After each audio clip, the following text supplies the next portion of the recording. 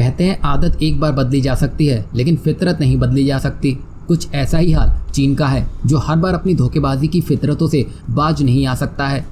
यह बात एक नहीं बल्कि कई बार खुद चीन अपने धोखेबाजी की फितरत से पुष्टि कर चुका है। एक तरफ चीन जहां भारत चीन बॉर्डर पर विवाद बढ़ाने में लगा हुआ है, तो वहीं दक्षिण चीन सागर में उसका सभी देशों के साथ विवाद चल रहा है। भारत की तरह दक्षिण पूर्व एशिया के देश भी चीन को अपने लिए खतरे के रूप में देखते हैं, क्योंकि चीन इनके लिए लगातार सुरक्षा चुनौती पैदा करता रहता है। कोरोना के बाद चीन खुलकर इन देशों को धमकाने पर उतर आया है और वहीं वियतनाम की अध्यक्षता में हाल ही में दक्षिण पूर्व एशियाई देशों के संगठन यानी कि आसियान की 36वीं शिखर वार्ता में दक्षिण चीन सागर विवाद छाया रहा, क्योंकि चीन लगातार दक्षिण चीन सागर में फिलीपींस और वियतनाम जैसे कई देशों पर धौंस जमाता रहता है। चीन का मानना है कि लगभग 80% सागर उसका ही है। हालांकि इसी के साथ साथ पिछले कुछ समय से इन देशों में भारत की स्वीकृति भी बढ़ रही है। इंडोनेशिया, फिलीपींस जैसे देश आज भारत के साथ अपने संबंध मजबूत करने को लेकर बेहद उत्साहित दिख रहे हैं। इसका एक बड़ा कारण यह भी है कि वर्ष 2014 में भारत ने अपनी एक्ट ईस्ट पॉलिसी के तहत इन देशों पर खास ध्यान दिया।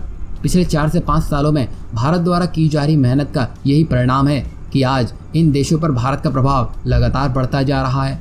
आसियान देश भारत की इंडो पैसिफिक रणनीति का सबसे अहम हिस्सा है। भारत को आसियान देशों पर अपना प्रभाव जमाने के लिए इन देशों में मौजूद चीन विरोधी मानसिकता का भरपूर फायदा उठाना था। भारत ने ठीक ऐसा ही किया। भारत ने वर्ष 2015 में आसियान देशों के साथ अपने रिश्ते को और बेहतर बनाने के लिए इंडोनेशिया में एक विशेष आसियान मिशन की नींव रखी। नहीं तो इससे पहले इंडोनेशिया में मौजूद भारतीय दूतावास को ही पूरे आसियान की जिम्मेदारी दी गई थी। यहाँ भारत ने भले ही चीन पर लद्दाख के मुद्दे पर जीत हासिल कर ली हो, पर अब चीन को भारत हल्के में लेने के मूड में बिल्कुल भी नहीं दिख रहा है। तभी भारत अब आसियान देशों को साथ लेके साउथ चाइना सी में चीन को कड़ी टक्कर देने के मूड में दिख रहा है। तभी तो अभी हाल ही में फिलीपींस के डिफेंस मिनिस्टर ने कहा है कि भारत साउथ चाइना सी में नेविगेशन के लिए इच्छुक है। तभी अब भारत भी भविष्य में अपनी नेवल शिप यहाँ पर भेजेगा ताकि वो यहाँ पर नेविगेट कर सके।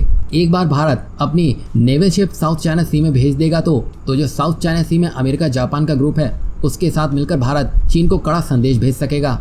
अब इससे ये तो साफ हो गया है कि चीन को पटकनी देने के लिए अब हर देश एक दूसरे के साथ आने की सोच रहा है।